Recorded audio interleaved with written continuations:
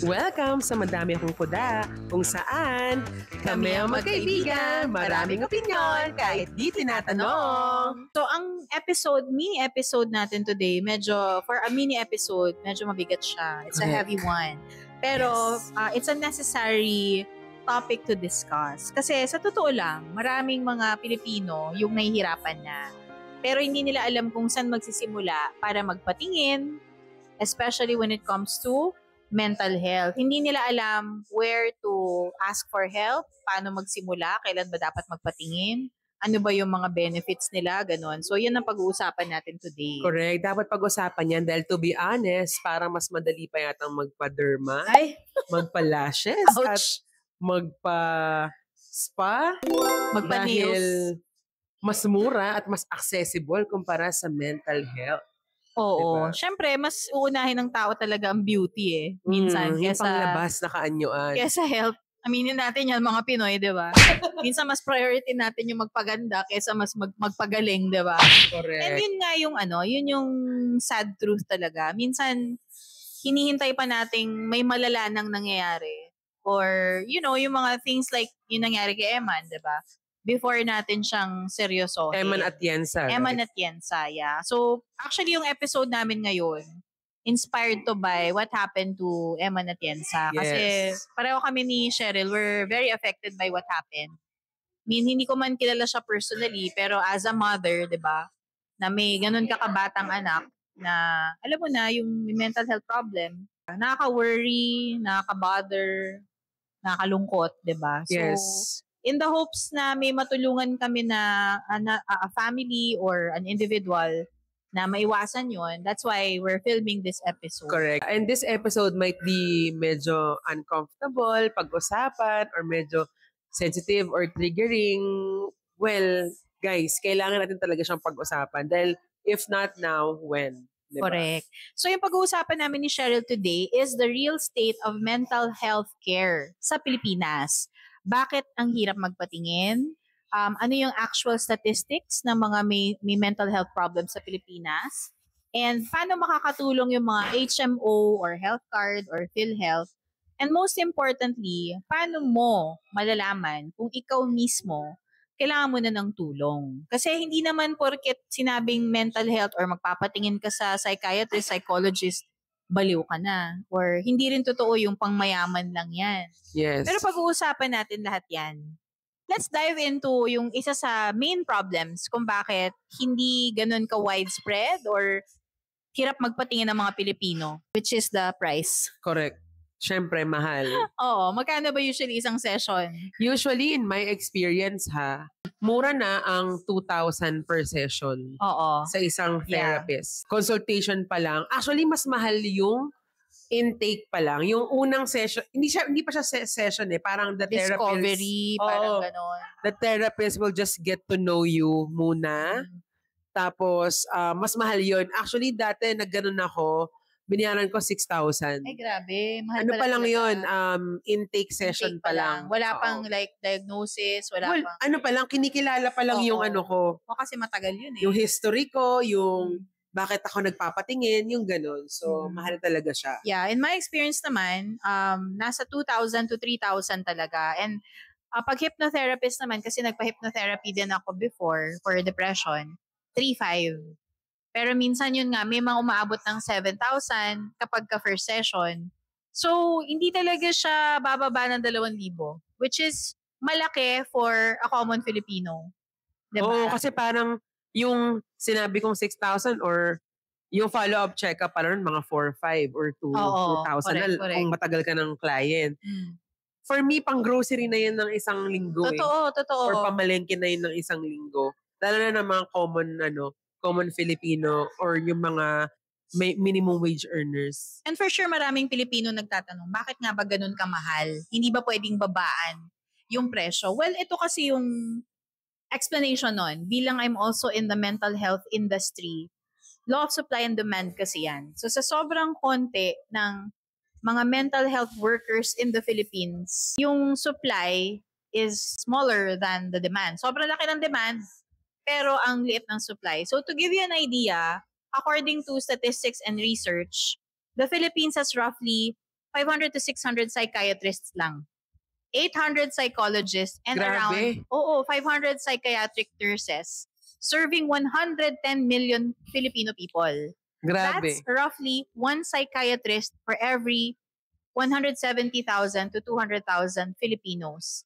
When, in fact, yung World Health Organization, ang suggestion niya, ideally, there should be 1 per 10,000 in a country or 1 per population. 10,000. Yes, pero sa Pilipinas, it's 1 per 170 to 200,000. Grabe, sobrang Ganun konti. ka-konti. So, para siyang, sa isang city, let's say, sa isang city na kasing laki ng Marikina, iisa lang yung, parang ganun yung analogy. Hindi ko sasabing, isa lang yung psychologist sa Marikina. Oo. Pero ganun kakonti ang mental health workers sa Pilipinas. So, kaya yung fee nila nagmamahal. And ang malungkot pa doon, hindi rin siya ganun ka-accessible sa mga probinsya. Most of the psychologists, psychiatrists, mental health is hospital-based and city-based pa. Mostly in Metro Manila yan. Sa mga Correct. probinsya halos wala. Sa mga health center, sa mga barangay, wala. Or kung meron man, hindi full-time. Hindi full-time, hindi well-trained. So yun yung sad truth natin sa Pilipinas. Even sa schools, na-observe ko yan, enough na yung guidance counselor. Lalo na ngayon ang mga kabataan, maraming mental health issues, very sensitive. So, for them, parang enough na yung guidance counselor lang. Oo. Minsan akala nila okay na yun. Nagpatingin naman yan sa guidance counselor eh. 'Di ba? So very scarce talaga ang mental health. At the same time, may sinabi ka kanina nung nag-uusap kami off-air, may sinabi si Cheryl yung combo, deadly combo. Ang deadly combo kasi na napansin ko is kulang na nga tayo ng resources ng professionals sa mental health like psychiatrist, psychologist, psychometrician, etc. Kulang tayo. At the same time, yung mga Pilipino, least priority din ang mental health. Kaya pinipilit nilang mag-function everyday kahit na broken na sila, mental health-wise. Bakit hindi ganun ka-priority ng Pilipino ang mental health, magpatingin? Kasi nga may stigma na parang pag nagpatingin ka, baliw ka. Or pang mayaman lang siya. Kasi nga yung presyo. Kaya sa totoo lang, ang dami na nagkalat na parang mga psychology-based channel sa TikTok. And then ang daming self-diagnosed.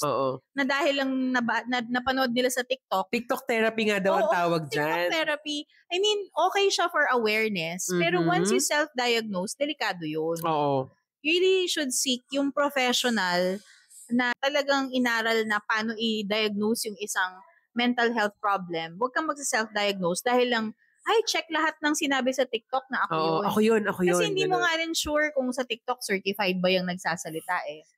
Hindi ko nga alam kung totoo to ha. Pero sabi sa China daw, niro-roll out na raw nila na kapag influencer ka sa TikTok talking about like health or finances, kailangan certified ka. Well, dapat. Dapat talaga. Dito wala tayong regulation na gano'n. So don't believe everything you hear on TikTok. Yun nga, parang ang daming self-diagnosed sa TikTok therapy, gano'n. Kasi wala rin silang access nga. Hindi madaling maka-access ng mental health worker or doctor, ganyan, or naiiya, or namamahalan. At alam niyo ba mga kakuda, based on my personal experience, kasi I'm also in the process of consulting mental health professionals, lalo na sa akin, kung meron din ba akong something or like ADHD, ganyan. Ang natutunan ko sa psychologist na kausap ko is hindi siya, kunyari nagpa-consult ako today, anong araw ngayon? Kunyari, Thursday. Nagpa-consult ako today, hindi rin ngayon naglalabas yung result. Maraming rounds of test ang gagawin. Kaya for me, yung TikTok therapy is good for awareness only, but not for diagnosing yourself. Kasi ang dami pang series of tests na gagawin. And sometimes, it will take 2 years or 1 year para lumabas yung accurate diagnosis, yung actual diagnosis mo. Kasi tinitingnan yung patterns mo over a certain period of time. So, yung sa TikTok, kunyari, na-feel mo na, uy, ako yan. Wag mo sabihin agad na, may depression ako, may ADHD ako, may autism ako. Hindi siya basta-basta. But it's a good starting point for awareness. Para maging aware ka, para ma-push ka to seek further diagnosis or help. So, very important talaga na sa professional ka pupunta. Kasi kung mag-self-diagnose ka, And then, mas it does more harm than good pag nagsa-self-diagnose di ba? Correct. Kasi yun nga, hindi mo nakukuha yung proper na help and support system kapag self-diagnose ka lang or sa TikTok ka lang, di ba? Pero let's also not brand people na over-dramatic sila. Kasi there are some people na nahihiya magpatingin kasi baka sabihan sila na-judge silang ang dramatic mo, you're using your depression or trauma as like a flex, ganun, ang OA mo. Actually, these people are not over-dramatic. Kaya they go to TikTok kasi they're desperate. They're seeking for answers. Pero nahihiya sila or yun nga, parang natatakot sila to go to professionals for any reason kung price man yan or hiya. Pero ang dami ko nakikita talaga, they're desperate for answers. Kung bakit ako dito, bakit lagi akong burnout, ba't lagi akong, malungkot, ganyan. So, these people, wag natin silang i-judge na emo, dramatic. Correct. Yung mga taong yun, bukod sa desperate sila, kailangan nila ng compassion. So, hindi natin sila dapat i-judge. Lalo na, ang hirap, marami pa rin, aminin natin, marami pa rin judgmental talaga. Social media, even in your circle, marami pa rin mga judgmental na tao. Pag meron kang nararanasang mental health related issue, sometimes, sa sobrang desperate mo, ayaw mo na lang din magpatingin. Or, pinipilit mo na lang din mag-function everyday kahit na may something ka na. Oo. Tapos yun nga, parang sadly, nangyayari, kapag kinimkim mo, kagaya yun, yung example na lang natin yun, si Eman, di ba? Nagpapatingin pa yun. Pero for sure, marami siyang kinimkim and then, sali mo pa yung cyberbullying. Parang sasabog na lang siya bigla one day. Kasi nga, siguro kulang talaga sa support or yung mga tao nga na cyberbully, yung nagbubully sa kanya, kulang din sa awareness. Also, para sa mga may kaibigan na ganyan, hindi nakakatulong yung mga phrases na, huwag ka na umiyak. Diba? Walang rason para ma-depress ka. Or lilipas din yan. Idasal mo na lang. Well, naniniwala naman kami sa dasal, pero hindi lahat nakukuha sa dasal. Lalo na pag kailangan ng something scientific or professional help. Parang yung broken bone, hindi mo siya pwede idasal lang. Oo. I-pray over mo ba yung broken bone? Kailangan mo ng surgeon, di ba? Oo. Ganun din sa mind. Kasi our minds, di ba, made up of neurons yan, chemicals, ganyan-ganyan. So sometimes you also need a professional to help us with what's going on there, biologically or physiologically. O ito yung classic na palaging sinasabing linya, maraming mas malala pa sa'yo, kaya dapat thankful ka pa. Ay, nako. Wala ka dapat ika-depress. Wala bang karapatan ma-depress or makaramdam ng panghihina or bigat? Maging strong ka lang. Lakas mo nga eh. Guys, hindi yun nakakatulong. Sana ganun kadali. Hindi nakakatulong yung mga phrase na yun para mabawasan yung depression and anxiety ng tao. Trust me, I've been there. I've been through a depressive stage in my life. Hindi talaga nakakatulong yung strong ka naman or maging thankful ka na lang. And sa tingin nyo ba, gusto nila yung nararanasan nila? Gusto nila maging strong, syempre. Yeah. Pero there's something in them, chemically or whatever, na hindi nila kayang gawin yun. Mag-isa. Hindi kayang gawin mag-isa. Yes. Example ko na lang yung sarili ko. I'm very self-aware. I'm very emotionally resilient. Pero there was a time in my life, a period in my life, na nung 2018, I think, parang hindi kasi ako nagpapatingin kahit alam ko may nararamdaman na ako. Parang doon na siya nagsumabog na lang bigla. And doon na ako nagpatingin sa therapist, And doon ko nalaman, doon ako na-diagnose, mas naintindihan ko na, okay, buti pala, nagpatingin na ako kung hindi. Baka ako na yung ginawa ko. Kasi sa totoo lang, yung mga may attempt na magpa-unalive, di ba? Okay. Like what happened to Eman, sadly, naiintindihan ko yun. Kasi kahit na nagpapatherapy ka, kahit gano'n kang ka-strong, when you have depression, para kang may cloud sa utak mo.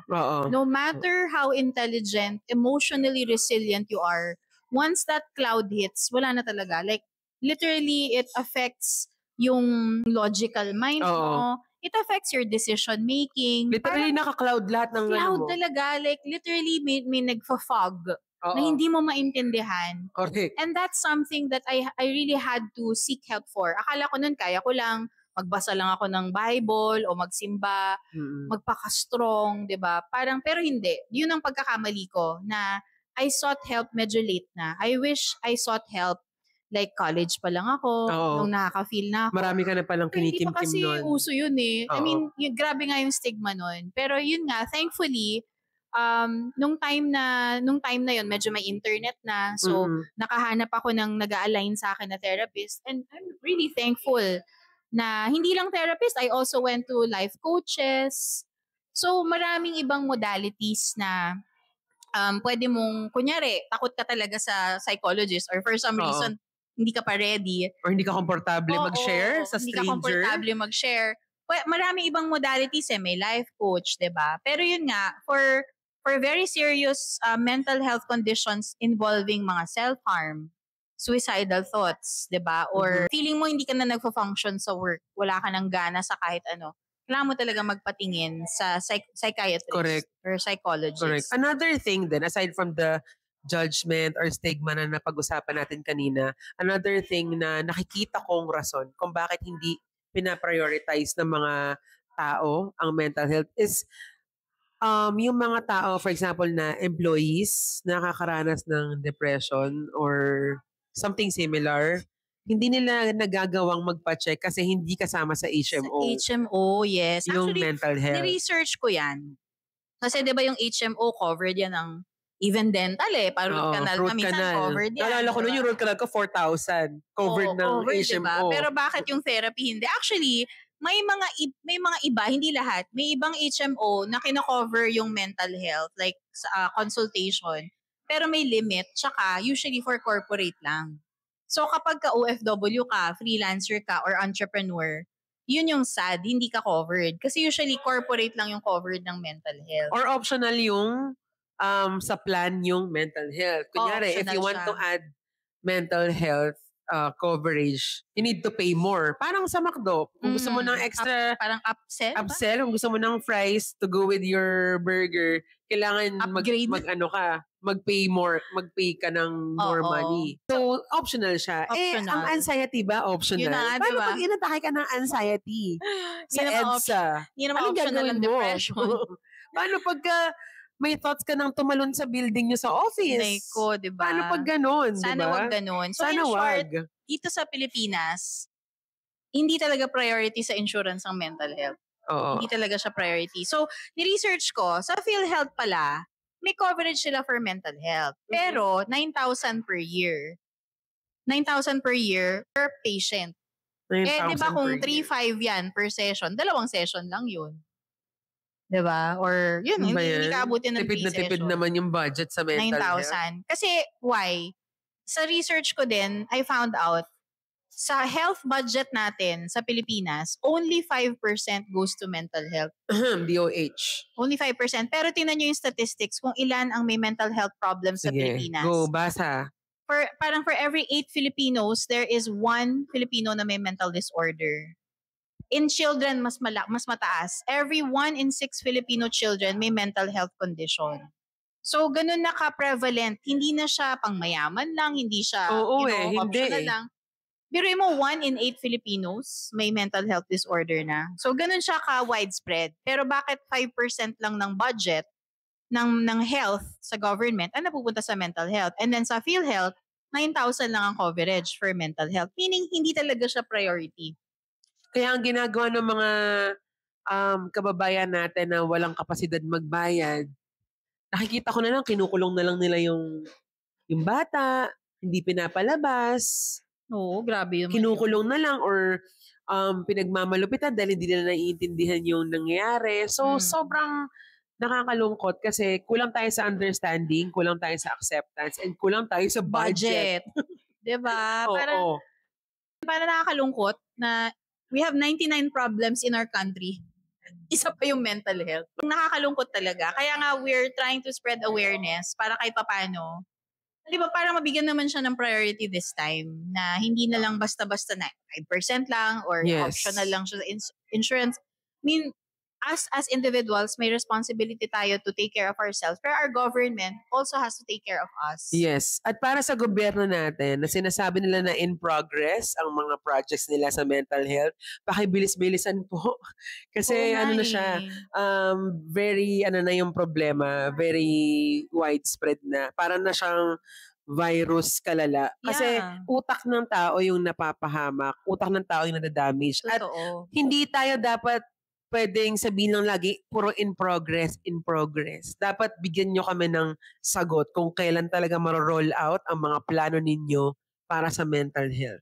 Sana more HMO support, Yes. more budget from PhilHealth, improvements, more community care. Kasi Magkaisa ang private and public. sa mga probinsya, wala halos eh. Then sa mga healthcare centers, wala rin. Minsan may social worker, pero hindi naman ganun ka-trained in mental health, diba? So, At yung mga kabataan ngayon, walang gustong mag-psychology or oo. mag-take ng mga ganong courses para makadagdag sana sila sa professionals dahil alam nila na hindi naman binibigyan ng pansin sa Pilipinas yung Oo, mental health. totoo. So naiintindihan ko rin sila, ano nga naman sa sweldohin nila. Kung bakit mahal ang singil ng mga psychiatrists dito. Kasi nga, yung supply and demand. Diba?